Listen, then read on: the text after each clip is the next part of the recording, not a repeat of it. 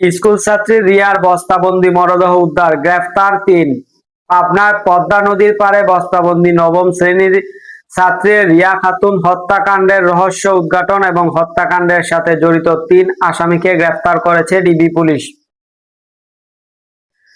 রিয়া খাতুন সদর উপজেলার ভায়রা ইউনিয়নের পূর্ব বাগবপুর আজিজুল প্রমাণিকের মেয়ে। বুধবার ৩ জুন সন্ধ্যা ৬টার সময় অতিরিক্ত পুলিশ সুপার রিজনুর রহমান জেলা পুলিশ কার্যালয়ে প্রেস বিজ্ঞপ্তিতে এই তথ্য নিশ্চিত করেছেন।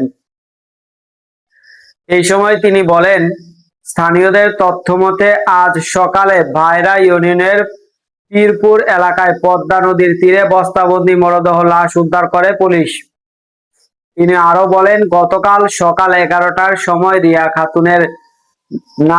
রিয়া খাতুন নাইমের বাসায় বেড়াতে যায়। সেখানে উভয়ের মধ্যে ঘনিষ্ঠ সম্পর্কের এক পর্যায়ে কিছু আর্থিক লেনদেনের সংক্রান্ত বিষয় নিয়ে কথা কাটাকাটি হয়, যা পরবর্তীতে তীব্র বিরোধের রূপ নেয়।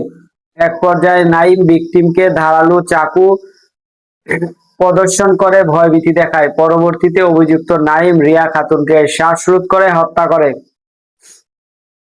এই হত্যার ঘটনায় গোপন সংবাদের ভিত্তিতে ঘটনার সাথে জড়িত ৩ জনকে গ্রেফতার করেছে পুলিশ।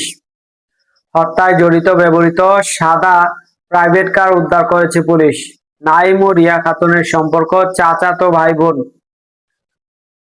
আটকরা হলেন সদর উপজেলার ভায়রা ইউনিয়নের পূর্ব বাগবপুর এলাকার মৃত কাশেম প্রমাণিকের ছেলে নাইম, শফিক শেখের ছেলে ইলিয়াস, শিমুল প্রমাণিকের ছেলে তুহিন প্রমাণিক।